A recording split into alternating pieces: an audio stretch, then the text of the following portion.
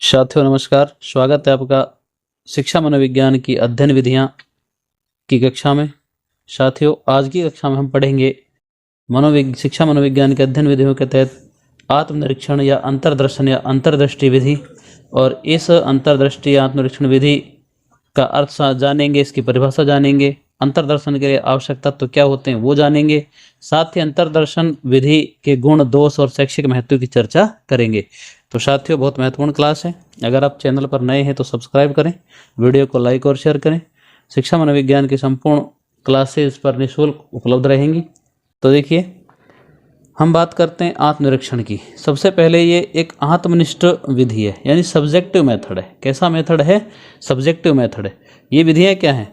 ये मानव व्यवहार का जो अध्ययन है, यानी शिक्षा मनोविज्ञान की जो अध्ययन विधियाँ हैं उसकी आत्मनिष्ठ विधि है। एक सब्जेक्टिव मेथड है। कौन सी? आत्मनिरीक्षण या अंतर्दर्शन या अंतर्दृष्टि विधि। अंतर्दर्शन का मतलब क्या होता है? देखिए दोनों शब्द एक हैं, आत्मनिरीक्षण कहो या अंतर्दर्शन कहो या अंतर्दृष्टि कहो, ठीक है, तीनों समानार्थी शब्द हैं ये। तो अंतर्दर्शन का मतलब होता है अंतः प्लस दर्शन, यानी अपने अंदर झांकना या अपने अंदर देखना। क्या कहलाता है? अंतर्दर्शन कहलाता है। जो वुडवर्थ थे उन्होंने अंतर्दर्शन को स्वनिरीक्षण की संज्ञा दी। वुडवर्थ ने कहा कि ये जो अंतर्दर्शन ये क्या है? ये स्वनिरीक्षण है, यानी कि ये स्वयं के द्वारा क्या है? निरीक्षण होता है। इसमें क्या होता है? व्यक्ति जो है वो अपनी मानसिक क्रियाओं का देखने का प्रयास करता है, यानी स्वयं देखता है कि मैं जो कर रहा हूँ वो सही है या गलत है, उसके बारे में वो अनुभव करता है, यानी स्वयं अनुभव करता है, स्वयं अवलोकन करता है। और ये मानव व्यवहार की अध्ययन की सबसे प्राचीनतम विधि है, यानी जो मानव व्यवहार था उसके अध्ययन की ये क्या है? प्राचीनतम विधि, सबसे प्राचीन विधि है। टिचनर महोदय ने इसको स्पष्ट करते हुए कहा है कि अपने अंदर देखना ही अंतर्दर्शन कहलाता है। जब मनुष्य स्वयं के मानसिक क्रियाओं का स्वयं अवलोकन करता है, स्वयं उनको देखता है, अपने अंदर झांक कर देखता है, तो फिर वो क्या कहलाता है? अंतर्दर्शन या आत्मनिरीक्षण या स्वनिरीक्षण या अंतर्दृष्टि कहलाती है। तो साथियों ये आत्मनिरीक्षण का अर्थ हुआ कि ध्यान रखें आप, ये आत्मनिष्ठ विधि है, ये सब्जेक्टिव है, ठीक है। और अंतर्दर्शन का मतलब क्या होता है? अपने अंदर झांकना या देखना। वुडवर्थ ने किसकी संज्ञा दी इसको? स्वनिरीक्षण की संज्ञा दी। इसमें क्या करता है व्यक्ति? अपनी मानसिक क्रियाओं को देखने का प्रयास करता है, यानी अपना अवलोकन खुद करता है। मानव व्यवहार के अध्ययन की प्राचीनतम विधि है, क्योंकि ये पहले सबसे ज़्यादा काम आती थी। और टिचनर ने कहा है कि अपने अंदर देखना ही अंतर्दर्शन होता है। अब जब व्यक्ति अपना अवलोकन स्वयं करता है तो अंतर्दर्शन के लिए कुछ आवश्यक तत्व होते हैं, ठीक है, यानी वो कैसे अवलोकन करे। अंतर्दर्शन के लिए आवश्यक तत्व क्या है? तो देखिए सबसे पहले होती है घटना। मान लो कोई घटना घटित हुई, उस घटना के बारे में व्यक्ति को अवलोकन करना है कि सामाजिक मानक तो क्या है, कि भाई कोई घटना घटी, इसके प्रति समाज में क्या मानक बनाए हुए हैं, समाज ने क्या मानक तय किए हुए हैं। फिर उसको देखना पड़ता है कि भाई जीवन के मूल्य क्या हैं। एक तो समाज के मानक क्या हैं, फिर सोचता है जीवन मूल्य क्या है। और फिर उस व्यक्ति की जो मन की वृत्तियां हैं वो बहुत प्रभावित करती हैं कि उसका जो स्वयं का मन है वो कैसा है, उसके मन की वृत्तियां कैसी हैं। और फिर सत्य असत्य की अनुभूति, यानी सत्य क्या है और असत्य क्या है, यानी कि उस घटना के बारे में उसका निष्कर्ष निकालता है कि भाई सत्य तो क्या है और असत्य क्या है। और इन सब को करने के लिए मनुष्य के पास बौद्धिक क्षमता होनी चाहिए, यानी उसमें सोचने विचारने की इतनी बुद्धि होनी चाहिए कि वो अंतर्दर्शन कर सके, अपना स्वयं का अवलोकन कर सके, स्वयं के अंदर वो झांक सके। तो ये अंतर्दर्शन के लिए क्या होते हैं? आवश्यक तत्व होते हैं। साथियों अब हम आगे बढ़ते हैं और अंतर्दर्शन का जो शैक्षिक महत्व होता है उसको जानेंगे। तो साथियों अब हम पढ़ेंगे अंतर्दर्शन की विशेषता, कि जो अंतर्दर्शन विधि है या आत्मनिरीक्षण जो विधि है या अंतर्दृष्टि जो विधि है उसकी विशेषताएं क्या हैं। तो देखो इसमें क्या होता है कि व्यक्ति जो होता है स्वयं अपनी बुराइयों को या अच्छाइयों को जल्दी जान सकते। जैसे व्यक्ति है, अब उसको स्वयं को अपना अवलोकन करना है, स्वयं के अंदर झांकना है, तो वो दूसरों की बजाय स्वयं अपनी अच्छाइयों और अपनी बुराइयों को जल्दी जान सकता है। यानी वो जान सकता है कि भाई मेरे अंदर क्या बुराई है क्या अच्छाई है, दूसरों के बजाय वो स्वयं जान सकता है। फिर ये विधि किसी भी समय प्रयुक्त की जा सकती है, यानी समय का कोई बाउंडेशन नहीं होता है कि इसको कब प्रयोग करना है। कब व्यक्ति को अपना अवलोकन करना है, इसमें ऐसा कोई समय निश्चित नहीं होता है। यानी जब उसका मन करे तभी वो इसको प्रयुक्त कर सकता है, इस विधि को, यानी अपना आत्मनिरीक्षण कर सकता है, अंतर्दर्शन कर सकता है। और व्यक्ति में वास्तविक सुधार के लिए सबसे सर्वोत्तम विधि है। क्यों? व्यक्ति अपनी बुराइयों को देखेगा और उनको दूर करेगा, ठीक है, तो वास्तविक सुधार हो जाएगा उसमें। तो उसके लिए भी ये क्या है, बहुत अच्छी विधि होती है। फिर प्रयोगशाला या अन्य उपकरण की इसमें कोई आवश्यकता नहीं होती है, क्योंकि व्यक्ति को अपना अवलोकन तो स्वयं करना है, किसी भी उपकरण की या प्रयोगशाला की आवश्यकता नहीं होती है। किसी भी दूसरे व्यक्ति का इसमें हस्तक्षेप नहीं होता है, यानी अपने अंदर झांकना है। अब अपने अंदर झांकने के लिए किसी दूसरे व्यक्ति को नहीं पूछना है, दूसरे व्यक्ति का प्रभाव इस पर नहीं पड़ता है। स्वयं व्यक्ति अपने अंदर झांकेगा, अपना अंतर्दर्शन करेगा और अच्छाई बुराई का पता लगाएगा। स्वयं अपने व्यवहार में परिवर्तन ला सकता है। व्यक्ति को दूसरे कुछ कहें उससे पहले व्यक्ति क्या कर सकता है, अपने अंदर झांके, अपना अवलोकन स्वयं करे, अपनी मानसिक क्रियाओं का अवलोकन करे और अपने व्यवहार में क्या ला सकता है, परिवर्तन ला सकता है। यानी कि जो अच्छा है उसको ग्रहण करेगा, जो बुराई है उसको त्याग सकता है। तो ये अंतर्दर्शन की क्या है, विशेषताएं होती हैं। अब हम बात करेंगे अंतर, यानी ये सारी की सारी जो हैं विशेषताओं के साथ साथ अंतर्दर्शन विधि के गुण भी हैं। यानी अंतर्दर्शन जो विधि है ना, उसके ये गुण हैं।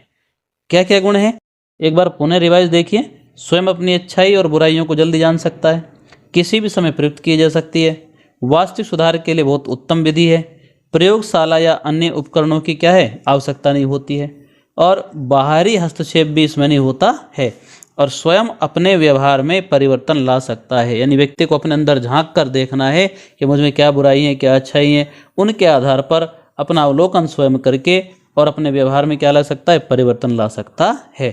तो ये अंतर्दर्शन विधि के या आत्मनिरीक्षण विधि के या अंतर्दृष्टि विधि के गुण और विशेषताएं होती हैं। अब हम बात करेंगे अंतर्दर्शन के जो दोष हैं वो क्या क्या होते हैं। साथियों, अब हम बात करेंगे अंतर्दर्शन विधि के दोष, यानी कि उसमें क्या क्या कमियां, अंतर्दर्शन विधि में क्या क्या बुराइयां हैं, इसमें इसकी कमी क्या क्या है। तो देखिए, अंतर्दर्शन यानी अपने अंदर झांकना, स्वयं का अवलोकन करना। तो देखो इसमें क्या कमी हो सकती है। नंबर 1, इसका प्रयोग सभी व्यक्ति नहीं कर सकते। क्यों? क्योंकि अंतर्दर्शन करने के लिए व्यक्ति में बौद्धिक क्षमता होनी चाहिए, और प्रत्येक व्यक्ति में बौद्धिक क्षमता हो ये कोई निश्चित नहीं है। इसलिए सभी व्यक्ति इसका क्या नहीं कर सकते, प्रयोग नहीं कर सकते हैं। दूसरा, मन के द्वारा मन का निरीक्षण संभव नहीं है, यानी कठिन है। यानी अपना ही तो मन है और अपने ही मन का क्या करना है, निरीक्षण करना है। जब इसमें क्या है कि दृश्य और दृष्टा दोनों क्या हैं, एक है। यानी अपना ही तो मन दृश्य है और अपना ही मन दृष्टा है। तो मन के द्वारा मन का जो निरीक्षण है, अब वो निष्पक्ष निरीक्षण होगा ये कोई निश्चित नहीं है। वास्तविक दशा का ज्ञान नहीं हो पाता। इस विधि का प्रयोग करते हैं तो वास्तविक दशा का क्या नहीं हो पाता है, ज्ञान। जैसे मान लो किसी को गुस्सा आया, अब गुस्सा आया तो उस समय तो उसका निरीक्षण करेगा नहीं, जब बाद में उसका वो आत्म अवलोकन करेगा, अपने अंदर वो झांक कर देखेगा, तब तक गुस्सा शांत हो चुका है। तो उस वास्तविक दशा का उसको ज्ञान नहीं हो पाता है कि भाई गुस्सा आने पर क्या हुआ, उसका निरीक्षण संभव नहीं है। कुछ बातों से व्यक्ति स्वयं अनभिज्ञ होता है, यानी हमारे व्यवहार में कुछ ऐसी बातें होती हैं जो हमको दिखाई नहीं देती, दूसरों को दिखाई देती हैं। लेकिन अब हमें अपना निरीक्षण स्वयं करना है, तो जो हमको कुछ बातें दिखाई ही नहीं देती हमारे व्यवहार के, उनसे हम अनभिज्ञ हैं, अपरिचित हैं, तो फिर उसका हम निरीक्षण कैसे करेंगे। तो इसलिए ये विधि में दोष है। दूसरी, ये निष्पक्ष विधि नहीं है। निष्पक्ष का मतलब व्यक्ति अपने व्यवहार का अवलोकन स्वयं करे और वो निष्पक्ष करे, ये कोई ज़रूरी नहीं है, क्योंकि प्रत्येक व्यक्ति कुछ पूर्वाग्रह से भी होता है, उसके पूर्वाग्रह भी होते हैं। तो वो निष्पक्ष निरीक्षण करे स्वयं का, ऐसा कोई ज़रूरी नहीं है। गहनता से अध्ययन संभव नहीं, यानी इस विधि में व्यक्ति के अंदर जो व्यवहार है, व्यक्ति का जो मनुष्य का जो व्यवहार है, उसका गहनता से अध्ययन कर पाना भी संभव नहीं होता है। कि भौतिक जगत की वस्तुओं में अपनी धारणा रखने वाला जो आदमी है वो निष्पक्ष अंतर्दर्शन नहीं कर सकता, क्योंकि वो कहीं ना कहीं पूर्वाग्रह से ग्रसित होता है। मान लो कोई चीज़ है, चाहे वो नुकसान पहुंचा रही है, लेकिन हमको अगर वो अच्छी लगती है तो फिर हम उसके बारे में जब अवलोकन करेंगे तो हमको तो अच्छी लगेगी। फिर हम उसके क्या नहीं देखेंगे, दोष नहीं देख पाते हैं। तो साथियों ये अंतर्दर्शन विधि के क्या हैं, दोष हैं। अब इन सबसे ऊपर बात करते हैं हम अंतर्दर्शन विधि का शैक्षिक महत्व क्या है, यानी शिक्षा में इसका क्या महत्व होता है। साथियों अब हम बात करते हैं कि अंतर्दर्शन जो विधि है उसका शैक्षिक महत्व क्या होता है, यानी शिक्षा में वो किस प्रकार से महत्वपूर्ण है। तो देखिए जो अंतर्दर्शन विधि है वो विद्यार्थियों के लिए, यानी विद्यार्थियों को स्वयं को पहचानने में मदद करती है। यानी अंतर्दर्शन मदद करता है विद्यार्थियों को कि स्वयं को पहचानो, और वो स्वयं को पहचानता है। फिर जो विद्यार्थी है वो अपनी कमियों का अवलोकन स्वयं करता है और फिर उनमें क्या कर लेता है, सुधार कर लेता है। ठीक है, स्वयं निर्णय लेने की क्षमता का विकास करता है। भाई जब अंतर्दर्शन करेगा, अपना अवलोकन करेगा, तो उसमें क्या होगा, स्वयं निर्णय लेने की क्या होगी, क्षमता उत्पन्न होगी। फिर बालक का जो मस्तिष्क ही उसकी प्रयोगशाला होता है, यानी बालक का जो मस्तिष्क है वही क्या है, उसकी प्रयोगशाला है। क्यों? क्योंकि हमेशा मस्तिष्क उसके साथ रहता है, मस्तिष्क से ही उसको सोचना है, मन अपने मन से ही सोचना है, अपने मन का ही अवलोकन करना है। और जो अंतर्दर्शन है इससे जो ज्ञान प्राप्त किया जाता है, जो निष्कर्ष निकाला जाता है वो स्थिर रहता है।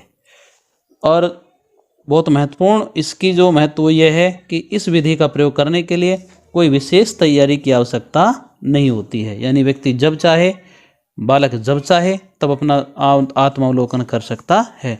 ये विधि अत्यंत सरल होती है, यानी कि इसका प्रयोग किसी उपकरण की आवश्यकता नहीं, किसी विशेष तैयारी की आवश्यकता नहीं, उसका मस्तिष्क की उसकी प्रयोगशाला होती है।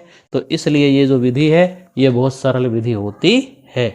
ये अपन को ये इसका हो गया शैक्षिक महत्व, आत्मनिरीक्षण या आत्मदर्शन या अंतर्दर्शन या अंतर्दृष्टि विधि का शैक्षिक महत्व। तो साथियों ये थी आज की कक्षा। अगर आप चैनल पर नए हैं तो सब्सक्राइब जरूर करें, क्योंकि आपको इस चैनल पर शिक्षा मनोविज्ञान की संपूर्ण क्लासेस जो हैं वो निःशुल्क उपलब्ध रहेगी। साथियों आज की कक्षा में इतना, मिलते हैं अगली कक्षा में, और अगली कक्षा में हम पढ़ेंगे बहिर्दर्शन विधि।